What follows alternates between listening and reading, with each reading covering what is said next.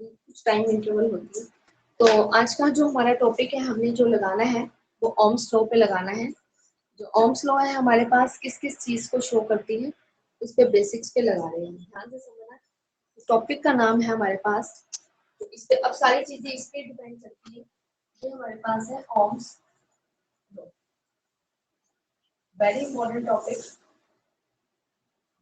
ओम एक साइंटिस्ट का नाम है, ओम एक साइंटिस्ट का नाम है जिसने जो है हमारे पास इसके बारे में स्टडी करी, जितने भी इलेक्ट्रिकल कंपोनेंट है उसके बारे में स्टडी करी।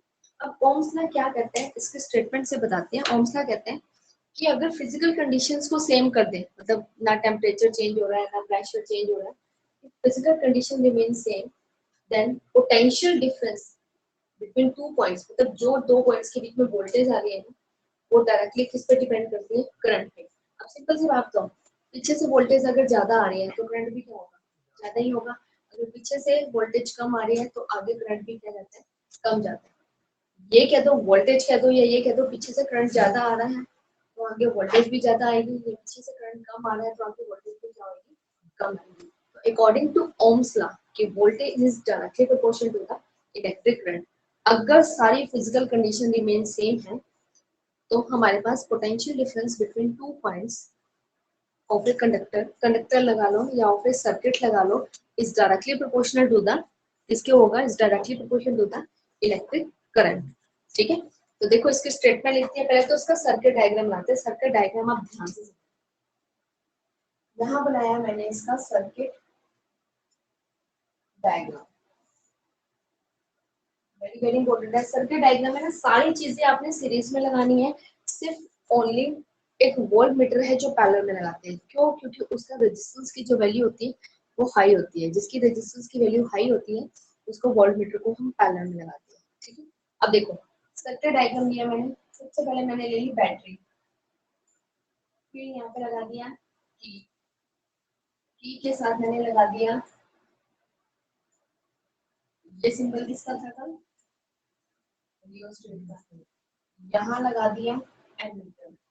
ये सीरीज है, एक वायर के साथ ही कनेक्ट कर रहे हैं। ये जो ब्लैक कलर की आपको दिख रही है सारी वायर ही है हमारे पास। फिर ये लग गया मेरे पास रेजिस्टेंस, ये फिक्स रेजिस्टेंस लगाया हमने, इसको हमने यहाँ पे कनेक्ट कर दिया।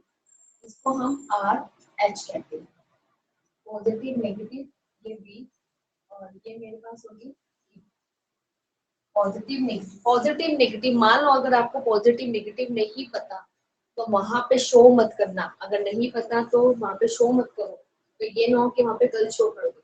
ठीक है, तो उसके बाद वोल्ट मीटर लगा रहे हैं। किसका, इसका ये रियोस्टेट है। रियोस्टेट मतलब वेरिएबल रेजिस्टेंस होता है, इसको ऐसे बनाते हैं। एक साइड तो ज्वाइन कर दी, दूसरी ऐसी नहीं है, ये ज्वाइन नहीं है। इसका मतलब होता है वोल्टेज ड्रॉप हो रही है। मैंने कल बनाया था डायग्राम, रियोस्टेट का मैंने सिंबल यही बनाया था, जिसके अंदर मैंने एक साइड को ऐसे बनाया था और दूसरी वाली जो साइड थी हमारी तो इस हिसाब से बनी थी। ये फिक्स रेजिस्टेंस है आर, इसके पैरेलल में हमेशा लगता है। देखो पैरेलल का मतलब होता है अलग से लगाना। पैरेलल पे लगाया मैंने वोल्ट मीटर। अब ये हमारे पास है सर्किट डायग्राम, पॉजिटिव नेगेटिव। अब आप ये देखो सारी चीजें इसके अंदर सीरीज के अंदर है, और सिर्फ एक वोल्ट मीटर है जो हमारे पास यहाँ पर किसमें लग रहा है, पैरेलल के फॉर्म में। क्लियर है? उसके बाद ये जो लगाया है, ये वाली जो चीज लगाई है, ये वेरिएबल रेजिस्टेंस होता है।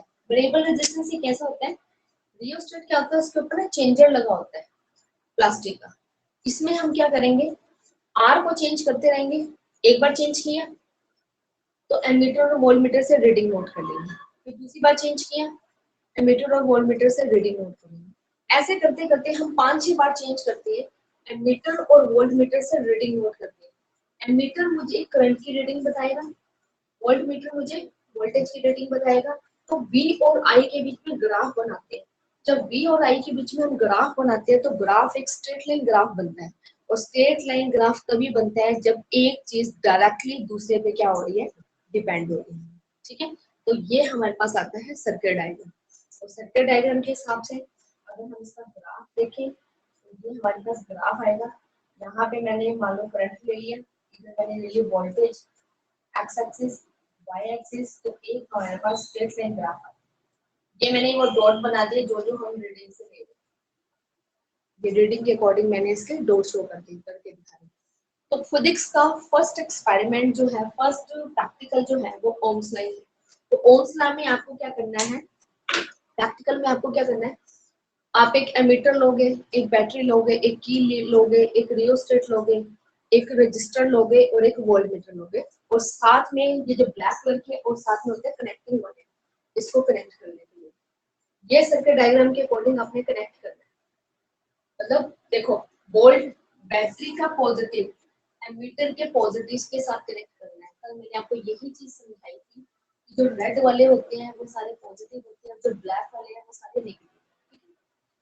फिर इसका नेगेटिव जो है रजिस्टर के साथ कर दिया। अब पैरेलल का मतलब है मुझे अलग से दो वायर लगानी है वोल्टमीटर के, पॉजिटिव से भी नेगेटिव से, उसको दोबारा से मुझे रजिस्टर पे ज्वाइन करना है।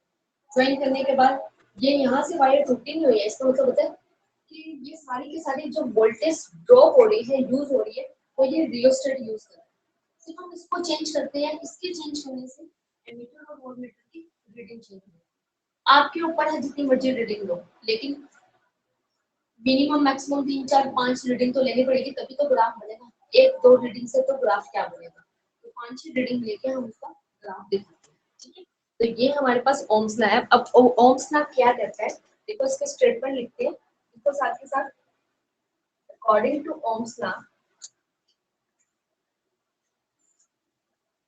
if physical conditions if physical conditions remain same, physical conditions का मतलब हो गया that is pressure, volume and temperature.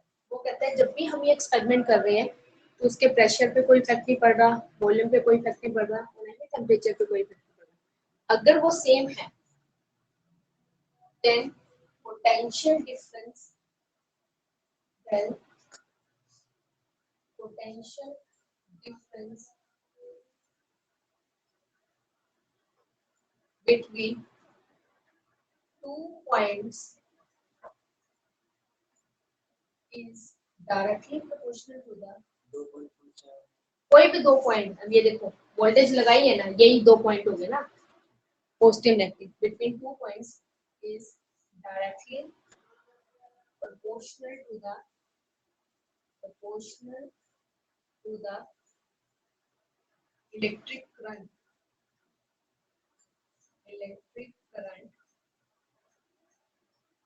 flow through the circuit। जो सर्किट के अंदर इलेक्ट्रिक करंट फ्लो हो रहा है उसके ऊपर डिपेंड होता है। ठीक है, तो उसको हम कहते हैं क्या, P V N T.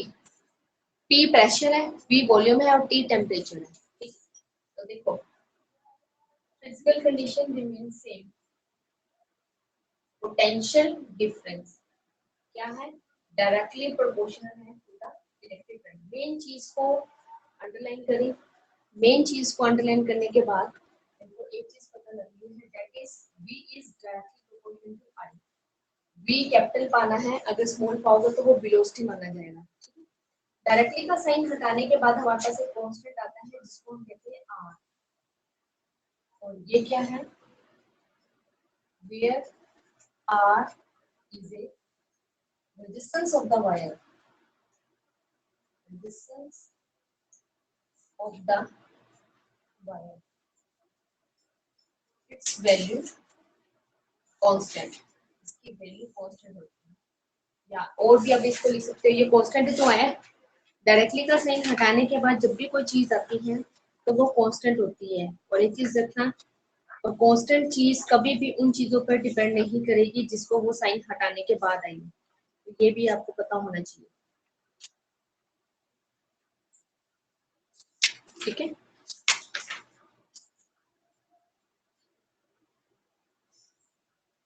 Clear. और हम इसको ऐसे लिख सकते हैं v अपॉन में i is equal to r। मैंने आर लिख दिया और आर मेरे पास क्या है, एक कांस्टेंट वैल्यू है जिसको हम ले रहे हैं और ये किसके इक्वल है, एक कांस्टेंट। सिंपल सी बात ये बता रहा है कि जितने अमाउंट से वोल्टेज बढ़ेगी उतने अमाउंट से इलेक्ट्रिक करंट जो होगा वो इंक्रीज करेगा। बेसिकली ओम्स का यही सिद्धांत है। अगर वोल्टेज ज्यादा है तो करंट भी ज्यादा आएगा, अगर वोल्टेज कम है तो करंट भी हमारे पास कम आएगा। क्लियर है? तो रिकॉर्डिंग इसकी पूरी हो रही है। मुस्कान कह रही है कि मैम स्क्रीन क्लियर नहीं आ रही। अच्छा, थोड़ा सा नेटवर्क इशू हो सकता है, बाकी स्क्रीन यहाँ पे क्लियर आ रही है। अगर किसी भी बच्चे की स्क्रीन क्लियर नहीं आ रही है तो कोई दिक्कत वाली बात नहीं है। ये वीडियो जो है प्रॉपर वे से रिकॉर्ड हो रही है, जिसको आप कभी भी प्रॉपर वे से देख सकते हैं। ठीक है, तो ये हमारे पास ओम्स में है। तो एक चीज हमने सीखी है, वोल्टेज ना डायरेक्टली करंट पे डिपेंड करती है। अब देखो, जैसे आपने देखा गर्मियों का टाइम है, अब एक दो दिन से क्या चल रहा है, रात के टाइम में क्या हो रहा है, वोल्टेज थोड़ी सी डिम हो रही है। तो क्यों डिम हो रही है? क्योंकि दिन के टाइम में तो सारे इधर उधर वर्किंग पे गए हुए हैं, रात के टाइम पे सबकी एसी चल रही है। अब बात आती है, सब कह रहे हैं एसी चलने से वोल्टेज क्यों डिम हुई है। फॉर एग्जाम्पल, हर एक उसका ना ट्रांसफार्मर लगा होता है। गली के बाहर जो ट्रांसफार्मर होता है ना, उसकी एक रेंज फिक्स होती है कि इस ट्रांसफार्मर की कैपेसिटी है ये 25 घर को, 25 घर जो घर है ना उसको सप्लाई दे रहा है। तो 25 घर का जो लोड बनेगा ना उसके हिसाब से, उसी रेंज के हिसाब से वो ट्रांसफार्मर लगाएगा। अगर मान लो 25 घर का मिलाकर हम लोड बनाते हैं, वो कहते हैं कि 500 केवी है, 500 किलो वाट का है, तो वो 500 किलो वाट के हिसाब से लगाता है। ठीक है, फिर अब क्या करते हैं, गर्मियों के टाइम पे वो तो ट्रांसफार्मर तो एक ही बार लग गया। लोगों के घर का लोड अलग अलग है, किसी में 3 किलो है, किसका 2 किलो है। बट अब गर्मी के अकॉर्डिंग वहाँ पे कूलर भी चल रहे हैं, अब उन्होंने एसी भी लगा लिया तो लोड ज्यादा हो गया। मतलब जहाँ 3 है लिखवा रखा है, बट वहां पे ऑलरेडी क्या शो हो रहा है, 5। तो सबने मोस्टली एसी चला रखा है, तो सारा लोड किस पे पड़ रहा है, ट्रांसफार्मर पे पड़ रहा है। वो तो अपनी कैपेसिटी के हिसाब से ही दे रहे हैं ना, वो तो दे तो अपनी कैपेसिटी के हिसाब से रहे हैं। लेकिन जब नाइट के टाइम में सबकी एसी और कूलर ऑन हो जाते हैं तो वो थोड़ी सी वोल्टेज जो होती है वो डाउन हो जाती है। वो इसलिए क्योंकि ट्रांसफार्मर झेल नहीं पा रहा। लेकिन ज्यादा उससे वोल्टेज देते रहोगे ना तो एक टाइम पे उसकी वायरिंग खराब हो जाएगी, वो फट जाएगी। तरीका तो ये है कि जितना पर्टिकुलर जो लोड बनता है उस हिसाब से ही रेंज बनाएंगे। ठीक है ना, क्लियर है? तो सारी चीज इसी पे डिपेंड करती है कि अगर पीछे से वोल्टेज ज्यादा है तो आगे आपको सप्लाई में जो भी आपकी इलेक्ट्रिसिटी वाली चीजें हैं, पहले एक्स्ट्रा लोड का नहीं रखते हैं। थोड़ा बहुत ज्यादा से ज्यादा 5-7 एक्स्ट्रा होगा, 5-7, ज्यादा नहीं होता। अब 25 घर है, 25 घर में 20 घर ने तो इसे लगा रखा है, तो ऑटोमेटिकली बढ़ गई। ठीक है, तो फाइनली ये डिपेंड करता है कि वोल्टेज डायरेक्टली करंट पे डिपेंड करती है। अगर पीछे से वोल्टेज ज्यादा आ रही है ना, उसी के हिसाब से हमारे घर में जो इलेक्ट्रिकल अप्लायंस है उसमें करंट आ रहा है। ठीक है ना, वोल्टेज कम है तो उसमें करंट कम आ रहा है तो वो कम चल रही है, वोल्टेज ज्यादा आ रही है तो उसमें ज्यादा आ रही है। अब बेसिक चीज उसके अंदर समझाने की क्या है वो ध्यान से सुनिए। डायरेक्टली का साइन हटाने के बाद मेरे पास क्या आया, आर। फिर R is a resistance of the wire. ठीक है, अभी बताएंगे आर क्या होता है, रेजिस्टेंस ऑफ द वायर। ये डायरेक्टली का साइन हटाने के बाद आया। एक बेसिक चीज ये समझानी है, अगर मैंने क्वेश्चंस पूछा if current of the wire is double, ध्यान से सुनो, अगर मैं वायर के करंट को डबल कर दूं, what is the effect on resistance. ठीक है, क्लियर है? 99% बच्चे ये फॉर्मूला अपनाएंगे। मैंने अगर करंट को डबल किया तो वो कह देंगे रेजिस्टेंस क्या हो गया, हाफ हो गया, यही आंसर देंगे। लेकिन हमेशा ध्यान रखना, जब भी कोई चीज कांस्टेंट हटाने के बाद आती है ना, वो एक किस्म से ऑलरेडी खुद ही कांस्टेंट होती है, तो वो उन चीजों पर डिपेंड नहीं करता। ठीक है, मतलब आर पे थोड़ी इफेक्ट पड़ेगा। अब मैं सिंपल सा एग्जांपल बताऊं बेस्ट। हमारे घर में वायरिंग हुई है, हमारे घर की सप्लाई लगी हुई है, वायरिंग हुई है। जो वायर लगी हुई है उस वायर का खुद का रेजिस्टेंस है। ठीक है, रेजिस्टेंस फिक्स है उसका। अब कभी वोल्टेज ज्यादा आ रही है तो वो झेल रही है उसको, रेजिस्टेंस पे थोड़ी इफेक्ट पड़ रहा है। वायर तो पहले की लगी हुई है, जब घर बन रहा था तभी उसकी इंटरनल फिटिंग हुई है। कभी वोल्टेज कम आ रही है तब भी तो वायर वही है, रेजिस्टेंस थोड़ी चेंज हो रहा है। तो रेजिस्टेंस इन चीजों पे तो डिपेंड करता ही नहीं है, क्योंकि वो कांस्टेंट हटाने के बाद है। तो कोई ये चीज नहीं है, फिजिक्स के अंदर क्या, केमिस्ट्री के अंदर भी यही चीज है। अगर कोई चीज कांस्टेंट हटाने के बाद आती है ना, वो ऑलरेडी खुद ही कांस्टेंट होती है। वो उन चीजों पे तो डिपेंड करती नहीं है जिसका वो डायरेक्टली प्रोपोर्शन या इनवर्सली प्रोपोर्शन हटाने के बाद। ठीक है, अब बात आती है रेजिस्टेंस होता क्या है और वो किन किन चीजों पे डिपेंड करता है। तो जो नेक्स्ट हमारा टॉपिक है वो हमारे पास है रेजिस्टेंस ऑफ द वायर, जिसको आप रजिस्टर भी लिख सकते हो। इसको आप इसको कॉपी करके ग्रुप पे भी भेज देते हैं। डायग्राम बना सकते डायग्राम।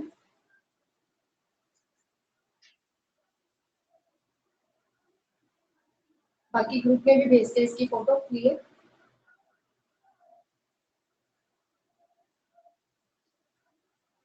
ग्रुप के अंदर मैंने इसकी स्क्रीन फोटो लेके मैंने भेज दी है। ठीक है, तो फाइनली हमें ये पता लग गया कि वोल्टेज सिर्फ किस पे डिपेंड कर रही है, करंट पे डिपेंड कर रही है। ऊपर से हटा दूं, ऊपर से रब कर दूं। क्या ग्राफ यही तो है, डायरेक्टली है तो ग्राफ ऐसे बनेगा ना, ये वैसे शो कर रहा है। वोल्टेज बढ़ा रहा है तो करंट बढ़ रहा है, वोल्टेज कम हो रही है तो करंट भी कम होगा।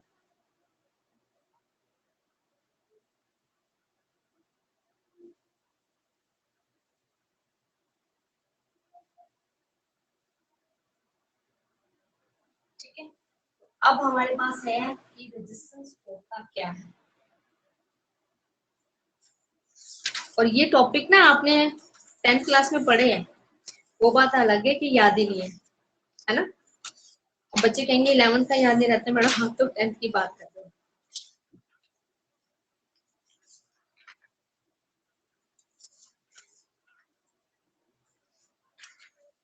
उन्होंने टॉपिक सारे मिक्स से दे रखे हैं।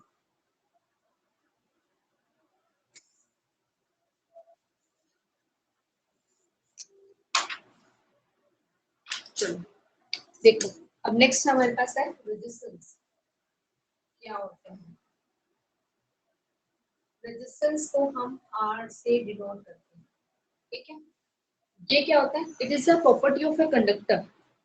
ये कंडक्टर की प्रॉपर्टी होती है। इसका मेन काम क्या होता है, which oppose the flow of charges.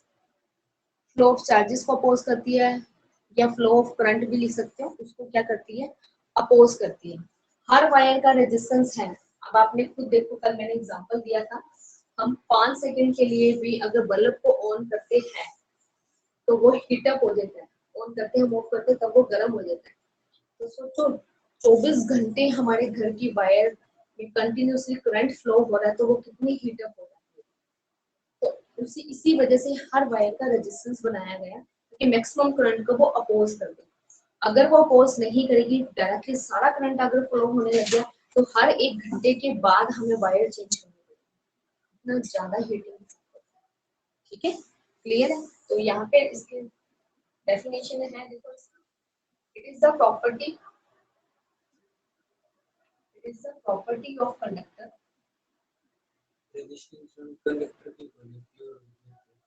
हाँ, ये तो वैसे रेजिस्टेंस यही होता है ना, औरों की तो हम अलग फॉर्म में लेते हैं ना। It is the property of a conductor which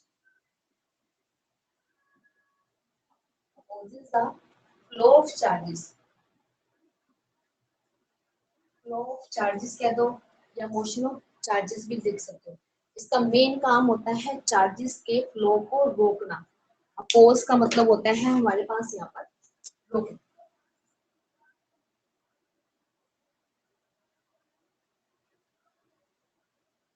ठीक है, क्लियर है।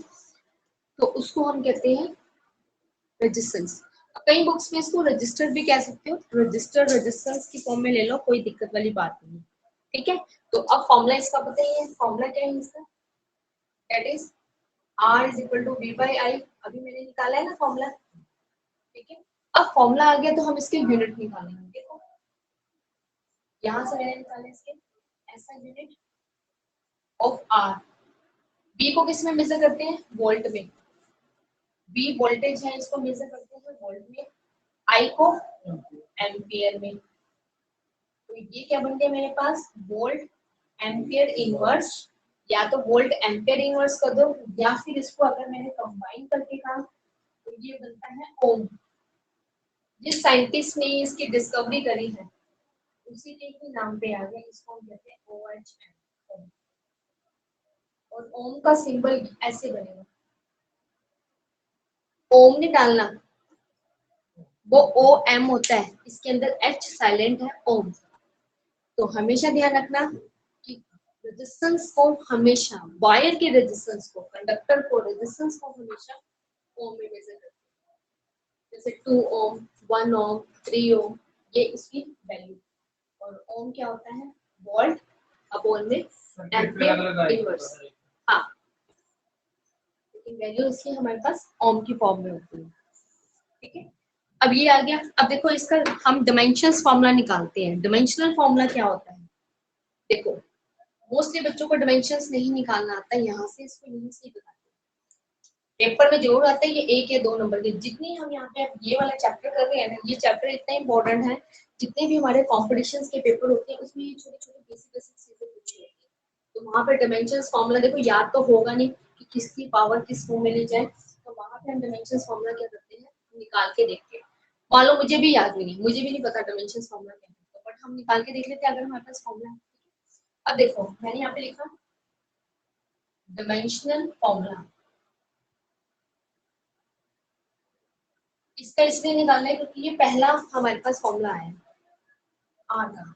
आर होगा v बाई आई। ठीक है, अब आपको देखो v का, i का तो मुझे डिमेंशंस फॉर्मूला पता है, v का नहीं पता, लेकिन हमें इसके फॉर्मूले पता है। अब ध्यान से देखना डिमेंशंस फॉर्मूला। अरे क्यों नहीं पता, आई नहीं पता, जब वहां पे डिमेंशंस फॉर्मूला हमने किया था आई का निकाला था और तुम्हें आई का डिमेंशंस की पता। देखो कैसे निकालना, ध्यान से समझना। आई जो होता है हमारे पास, आई हमारे पास क्या होती, यही था फॉर्मूला।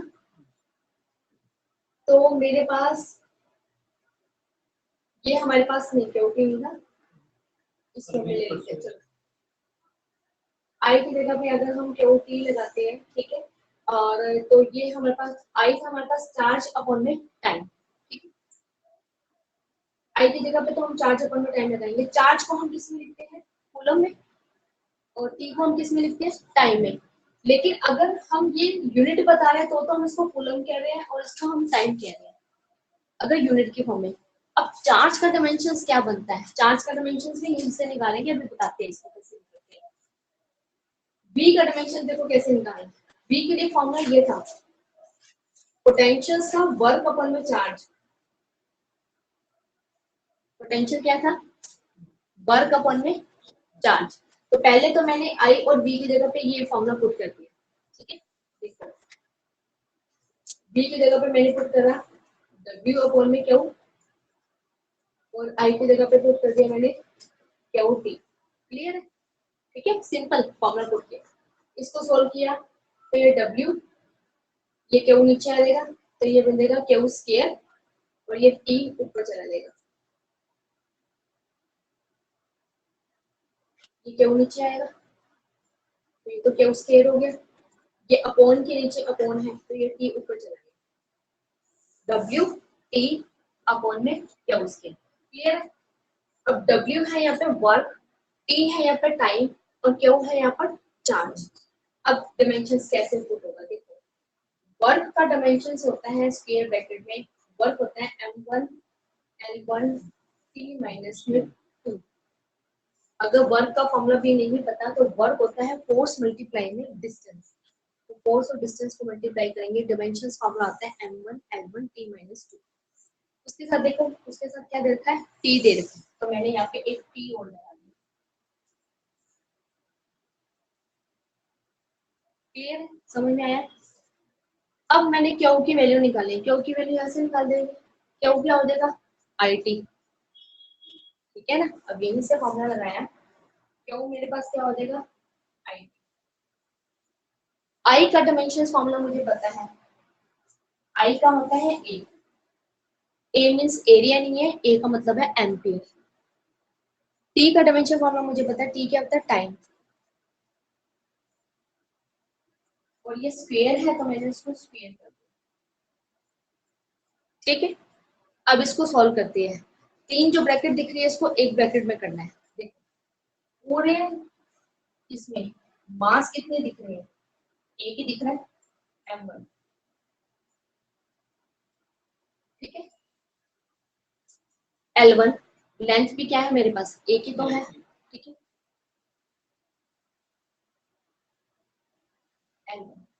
टी को देखो, पहले तो टी को ऊपर सॉल्व करो, t-2 और t1 क्या बनेगा, t-1 बन गया। इधर से टी स्क्वेयर है, जब ये ऊपर जाएगा तो t-2, कहने का मतलब ऊपर से आ रहा है t-1 और जब नीचे वाले को ऊपर लेके जाएंगे तो वो बनेगा t-2, base same power add, तो सॉल्व करके यहाँ पे बना है t-3, ठीक है। अब ए को इसको खोलेंगे ब्रैकेट में, तो ए की पावर कितनी बन रही है, 2, एम्पियर की पावर बन रही है 2, नीचे है 2, जब ऊपर जाएंगे तो ऊपर जाके क्या हो जाएगी -2, ये हो गया मेरे पास ए माइनस। फाइनली हमने डायमेंशंस निकाल दिया आर का, और आर क्या है हमारे पास, आर है हमारे पास रेजिस्टेंस ऑफ द वायर, एक मिनट, वर्क है ना, वर्क 2 आता है, फोर्स मल्टीप्लाई में डिस्टेंस है, ये 2 है। तो फाइनली आर का डायमेंशन बना m1 l2 t-3 a-2। अगर तो पावर की फॉर्म में याद करना चाहते हो तो पावर की फॉर्म में ज्यादा टाइम तक याद नहीं रहेगी, बट अगर फॉर्मूले से डिराइव कर लोगे वो ज्यादा अच्छे से डिराइव कर लोगे। तो फाइनली डायमेंशन आया m1 l2 t-3 a-2। अब इसको याद रखना है, अब इसको बोलना नहीं है, क्योंकि जगह जगह पे जब हम आर के डायमेंशन लगाएंगे तो हम यही लगाएंगे, अगर नहीं याद होगा फिर आपको फिर दोबारा ये मेहनत करनी पड़ेगी, निकाल के देखना पड़ेगा, ठीक है। तो ये मेरे पास डायमेंशंस फॉर्मूला हो गया आर का, जिसको हम कहते हैं रजिस्टर भी कह सकते हो या फिर रेजिस्टेंस भी कह सकते हो, इसको कई बुक्स में इसको रजिस्टर कह रखा है। अब बच्चा कहते हैं कि रजिस्टर और रेजिस्टेंस को क्या फर्क है, रजिस्टर और रेजिस्टेंस में क्या फर्क है। अगर मैं रजिस्टर को कैपेसिटी की फॉर्म में लिखूं, रजिस्टर की कैपेसिटी को रेजिस्टेंस कहते हैं, ऐसे ही हमने पहले कैपेसिटर किया था ना, कैपेसिटर की कैपेसिटी को क्या कहते थे, कैपेसिटेंस। तो अगर हम उसकी कैपेसिटी की फॉर्म में बता रहे हैं तो लास्ट के स्पेलिंग सेम है, TANCE, ठीक है। और अगर वैसे बता रहे हैं, वैसे नॉर्मल वे में देखा जाए तो हम उसको रजिस्टर कह सकते हैं, ठीक है। तो इसकी भी पिक भेज देते हैं ग्रुप के अंदर।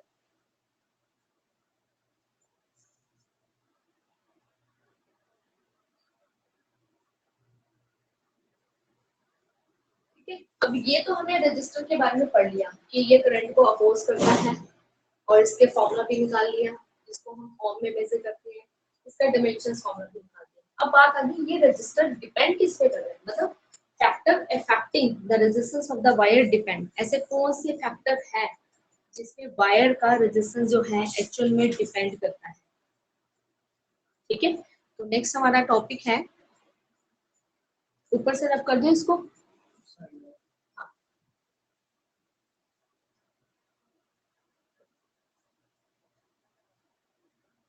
नेक्स्ट हमारा टॉपिक है factors affecting the resistance of the wire depends।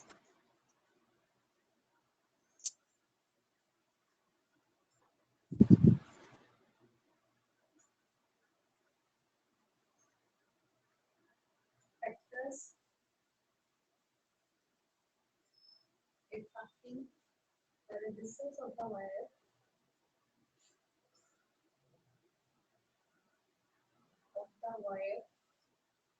depends। ये पेपर में 2 नंबर का जरूर आता है, इसमें 101% पेपर में क्वेश्चंस आएगा ही आएगा। ये वाला जो अब टॉपिक कर रहे हैं ये वेरी वेरी इंपॉर्टेंट है और 100% आएगा ही आएगा। फैक्टर पूछ ले या इससे रिलेटेड सिंपल कॉन्सेप्चुअल पूछ ले, या क्वेश्चन ऐसा आता है जो कॉन्सेप्चुअल और न्यूमेरिकल मिक्स होकर आता है, कुछ क्वेश्चन ऐसे भी आते हैं इसमें कुछ कॉन्सेप्चुअल भी पूछा होता है और न्यूमेरिकल भी पूछा होता है। तो ये हमारे पास है कि किस किस फैक्टर्स पे हमारे पास रेजिस्टेंस ऑफ जो वायर है वो डिपेंड करती है।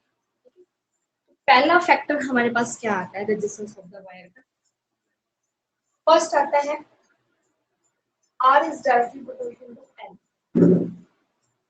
L क्या है, लेंथ ऑफ कंडक्टर भी लिख सकते हैं या लेंथ ऑफ वायर लिख लो, एक ही बात, ठीक है। जितनी ज्यादा लेंथ होगी उतना ज्यादा रेजिस्टेंस होगा। Please, यही रीजन है सीरीज में हम जब रजिस्टर लगाते हैं ना ऐसे, तो सीरीज में लगाते हैं, चेन की फॉर्म में लगाते हैं, एक के बाद एक, उसकी लेंथ बढ़ जाती है, लेंथ बढ़ने से उसका रेजिस्टेंस क्या होता है, ज्यादा। ठीक है, तो जितनी ज्यादा लेंथ है ना उतनी ज्यादा उसकी वैल्यू क्या आएगी, रेजिस्टेंस की ज्यादा है। तो पेपर में जैसे क्वेश्चन आ गया, if the length of the wire is double what is the effect on resistance, तो आंसर भी आपने क्या देना है, डबल। अगर सीबीएसई बोर्ड में पेपर में आंसर पूछा है इंक्रीजिंग और डिक्रीजिंग के फॉर्म में क्वेश्चन पूछा है, तो आंसर भी इंक्रीजिंग और डिक्रीजिंग की फॉर्म में दो। अगर वो डबल ट्रिपल हाफ की फॉर्म में पूछ रहे हैं तो आंसर भी उसी की फॉर्म में। ठीक है, मान लो एक बार ऐसा हुआ पेपर में से पूछा है कि लेंथ को अगर हम डबल करते हैं what is the factor of resistance, बच्चे ने आंसर लिख दिया इंक्रीज हो। अब इंक्रीज से मुझे ये नहीं पता लग रहा कि कितना इंक्रीज होगा। ठीक है ना, तो ये थोड़ा कंफ्यूजिंग वाला क्वेश्चन होता है, तो इसमें फिर एग्जामिनर मार्क्स नहीं दे। तो आपने जब भी मार्क्स लेने हैं ना, अगर क्वेश्चंस डबल ट्रिपल की फॉर्म में पूछा है या हाफ की फॉर्म में, मतलब नंबर की फॉर्म में पूछा है, तो आंसर भी नंबर की फॉर्म में दो। अगर क्वेश्चंस इंक्रीजिंग और डिक्रीजिंग की फॉर्म में, आंसर भी इंक्रीजिंग और डिक्रीजिंग की फॉर्म में। ठीक है, तो पहला फैक्टर तो यही हो गया, डबल होता है। हाँ, इसमें डबल होगा, डायरेक्ट डिपेंड कर रहा है। दूसरा फैक्टर है R is inversely proportional to A. A हमारे पास है area of the wire,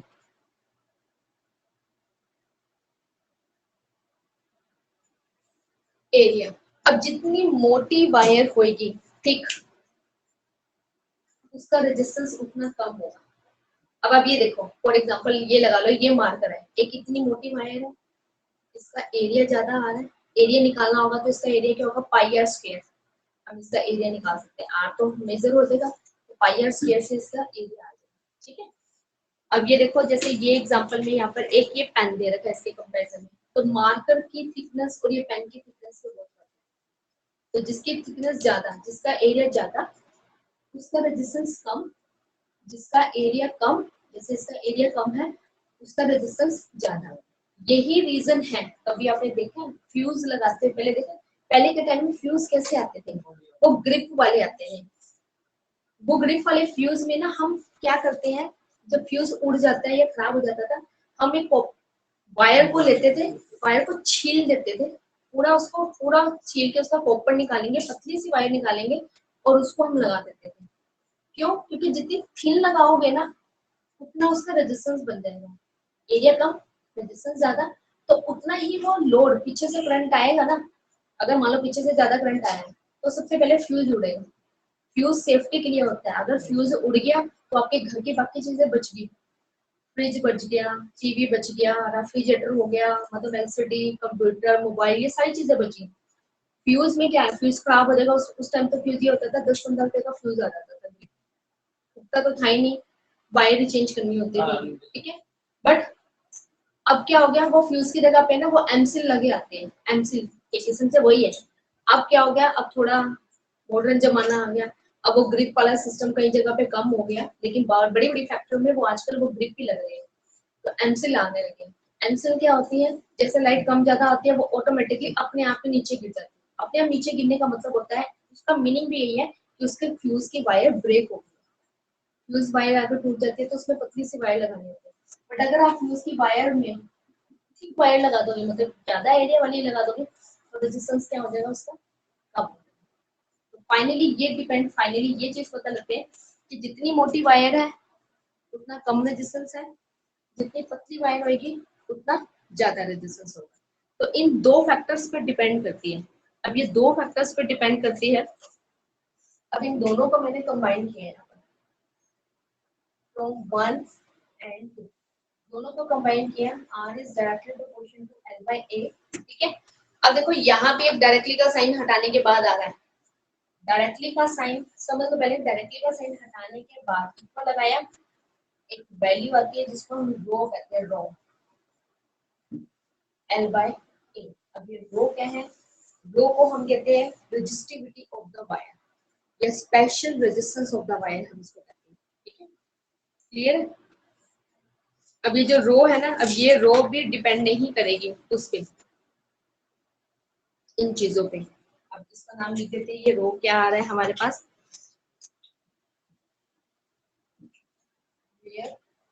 Rho is a resistivity of the wire. ठीक है, रेजिस्टिविटी का मतलब भी रेजिस्ट करना होता है, मतलब रोकना, और इसको हम कहते हैं और स्पेशल रेजिस्टेंस भी आप कह सकते हैं।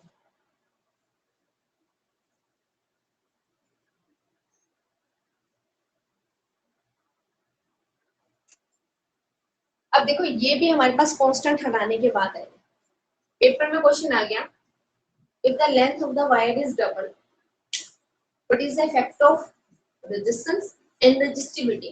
क्लियर है, जैसे दोनों के इफेक्ट पूछे, रेजिस्टेंस और रेजिस्टिविटी पे क्या इफेक्ट पड़ता है, ये आंसर तो बच्चे का हमेशा सही जाएगा, लेंथ को डबल किया तो वो कहते हैं डबल ही हो, ठीक है। अब रेजिस्टिविटी वो पता है कहां से निकालेगा, वो इसी फॉर्मूले से ही निकालेगा, वो इसको इसमें कन्वर्ट करेगा, तो ये बन जाएगा R A divide by L. Clear है, तो वो कहेंगे लेंथ को डबल किया तो रेजिस्टेंस तो डबल हो गया, तो अगर मैं इधर 2 लगा दूं रेजिस्टिविटी क्या होगी, हाफ होगी। अब 90% तो आंसर यही देंगे। अभी मैंने आपको एक चीज, बेसिक चीज कैसे दी थी, कोई भी चीज अगर डायरेक्टली का साइन हटाने के बाद आती है ना, वो कांस्टेंट होती है, वो उन चीजों पे तो डिपेंड करती ही नहीं जिसकी उस पे वो लागू हो रही है। तो मतलब resistivity does not depends on the length and area of the conductor, वो इस पे डिपेंड करती ही नहीं है रेजिस्टिविटी। रेजिस्टिविटी सिर्फ डिपेंड करती है, resistivity depends on the nature of the material of the conductor. Nature of the material का मतलब कि वायर कॉपर की है, सिल्वर की है, आयरन की है, एल्यूमिनियम की है, इनकी नेचर पे डिपेंड करती है, ना कि इस पे डिपेंड करती है। क्लियर है, ठीक है। अब ये वाला जो मैंने फॉर्मूला बनाया है, ये फॉर्मूला मैंने सिर्फ इसलिए बनाया है क्योंकि मैंने यहाँ से डायमेंशन यूनिट्स निकालनी है। अब मान लो मुझे यूनिट निकालनी है, अगर कोई मेरे से पूछ ले what is the unit of resistivity, तो रेजिस्टिविटी के यूनिट हम यहीं से ही निकालेंगे। अब देखो कैसे निकालेंगे रेजिस्टिविटी के यूनिट, बाकी यूनिट मुझे पता है, ये फॉर्मूला बना दें यहाँ से, यहाँ पे मैंने लिखा ऐसे यूनिट ऑफ रो, आर को किसमें मेजर किया था हमने, ओम में, एरिया मीटर स्क्वायर, लेंथ किसमें लेंगे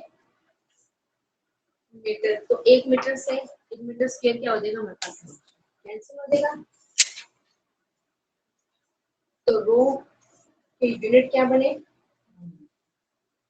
ओम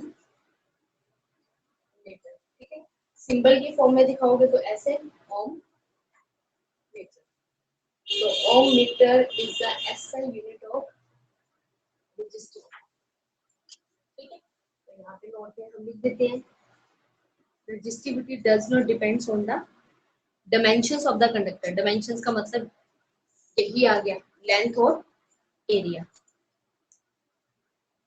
ठीक है, क्लियर है, तो यहाँ पे मैंने लिख दिया नोट में resistivity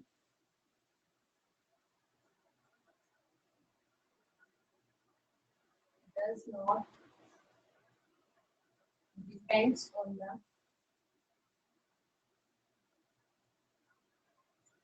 dimensions of the conductor। dimensions का मतलब है that is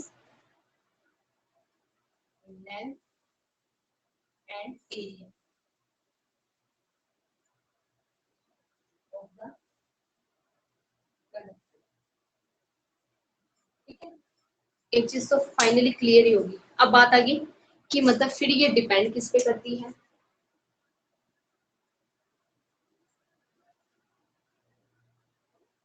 ठीक है? अब ये डिपेंड करती है, किस पे डिपेंड करती है, nature of the material of the conductor. ठीक है, it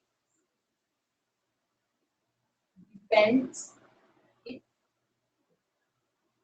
depends on the nature of the material, nature of the material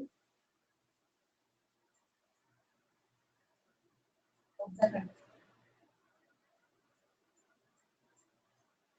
example में मैंने लिख दिया है, दैट इज जैसे कॉपर की वायर है, आयरन की वायर है, की वायर है ऐसे, ठीक है। तो जैसे जैसी वायर होगी उसके हिसाब से हमारे पास रेजिस्टिविटी जो है वो किस पे डिपेंड करेगी, नेचर ऑफ द कंडक्टर। तो हमेशा कभी भी ये को कहते हैं एरिया को हाफ कर दे रेजिस्टिविटी पे क्या फर्क पड़ेगा, सिंपल लिखना है नो चेंज, रिमेन सेम या कांस्टेंट, ठीक है। बट अगर वायर अलग अलग दे रखी है तो रेजिस्टिविटी इसकी अलग अलग होगी,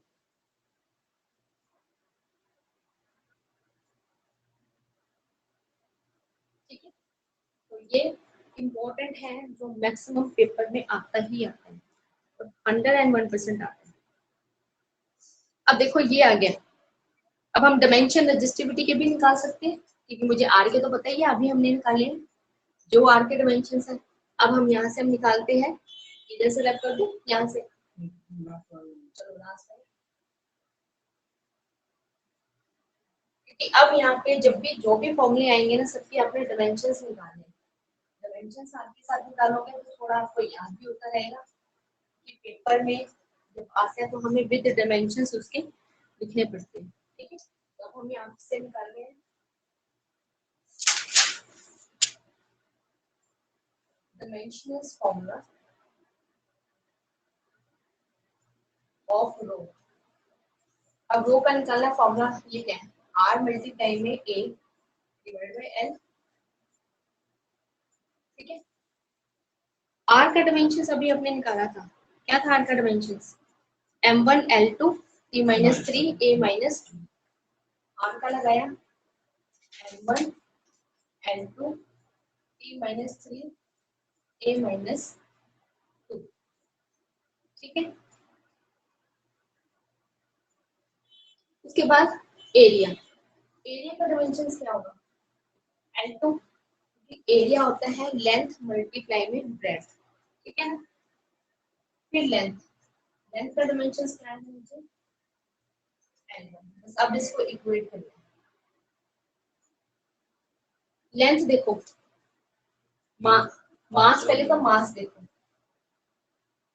m1, लेंथ देखो l2 यहाँ से है l2 यहाँ से है, l की पावर 4 और ये l की पावर 1 जब ऊपर जाएगी तो 4 माइनस 1 तो l की पावर आ जाएगी हमारे पास 3,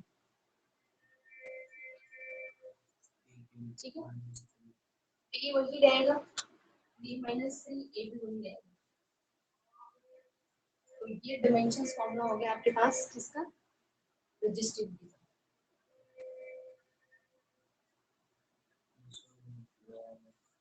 ज्यादा हो जाएगा, कितना टाइम हो गया,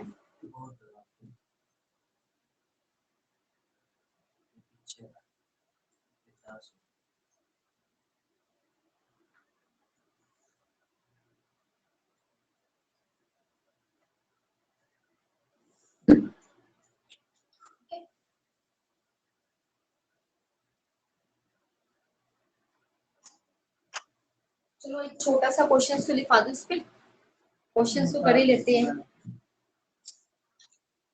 वैसे ही बता देते एक छोटा सा। चलो क्वेश्चन छोड़े डेफिनेशन लिख लेते हैं। रजिस्टिविटी के पास बाद आता है स्पेलिंग, देखो स्पेलिंग इसके सेम है, लास्ट के स्पेलिंग सेम है, उसको हम कहते हैं conductivity, conductivity,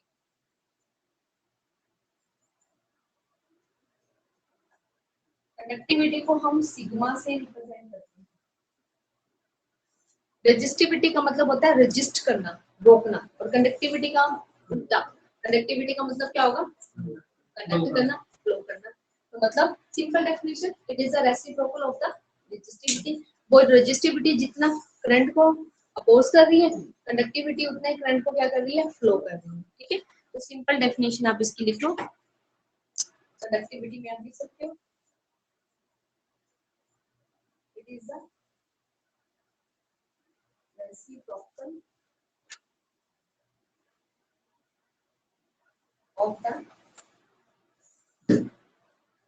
resistivity of the conductor, ठीक है। मतलब दैट इज सिग्मा इक्वल है 1/रो, सिंबल बिल्कुल सही डालना, रो को p ही बनाना है, अब जब रेसिप्रोकल है तो सारी चीजें उल्टी हो जाएगी, यूनिट भी उल्टे हो गए, डायमेंशंस भी उल्टे हो गए। जो यहाँ पे पावर प्लस की आ रही है वो माइनस की हो जाएगी, जो माइनस की है वो पावर किसकी हो जाएगी, प्लस की हो जाएगी। तो अब देखो इसकी यूनिट देखना, एसआई यूनिट ऑफ सिग्मा। अब देखो रो के यूनिट आपने निकाले थे ओम मीटर, ये निकाले थे, तो इसको हम लिखेंगे ओम इनवर्स मीटर इनवर्स, यही लिखेंगे ओम इनवर्स मीटर इनवर्स, ठीक है ना। अपॉन में है ना, समझ नहीं आया। रजिस्टिविटी के यूनिट होते हैं ओम मीटर, तो वन बाय है ना, वन बाय में ओम मीटर है, तो उसको जब ऊपर लेके जाएंगे तो ओम इनवर्स मीटर इनवर्स ही तो बनेगा। अरे रो के यूनिट क्या आए थे, तभी कहा था साथ के साथ लिखा करो। रो के यूनिट होते हैं ओम मीटर ना, तो वो उल्टे लिखे ना मैंने, इनवर्स है, नीचे लिखा जाएगा, अपॉन के नीचे लिखा हुआ है ओम मीटर, ओम ऊपर लेके जाएंगे तो वो ओम इनवर्स मीटर इनवर्स। अब ये जो ओम इसको ध्यान से समझना, ये जो ओम इनवर्स मीटर इनवर्स है ना, कहीं तो बच्चे ओम इनवर्स मीटर इनवर्स लिखा है, कोई गलत नहीं, सही है। इसको ऐसे भी लिख सकते हैं, ओम इनवर्स का मतलब है इसको उल्टा रीड आउट करना, उल्टा रीड आउट करो, स्पेलिंग उल्टे करो इसको, MHO। सिर्फ ओम इनवर्स के होते हैं और किसके नहीं होते, बट मीटर इनवर्स वैसे ही लिखा जाता है।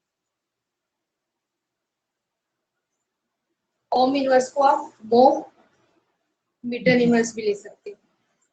अब बच्चे कहते हैं कि वहां दो दो चार चार यूनिट याद करने बैठ गए ना, तो वहां पे तो एक भी यूनिट याद नहीं होगी, तो चाहे बेशक एक ही याद कर लो, लेकिन इसी हिसाब से याद करो कि आगे आपको दिक्कत ना हो, ठीक है। बुक्स में तो सारा कोच कोच मचा रखा होता है, वहां से क्या दे रखा होता कुछ नहीं होता, ठीक है। MHO, और अगर इसको सिंबल की फॉर्म में दिखाओगे तो सिंबल की फॉर्म में कैसे दिखाओगे, मो का तो कोई सिंबल ही नहीं है, नहीं सिंबल की फॉर्म में भी बताते हैं, सिंबल की फॉर्म में लिखोगे तो ऐसे बनेगा ओम इनवर्स मीटर इनवर्स। अब इसको ये उल्टा बन जाएगा,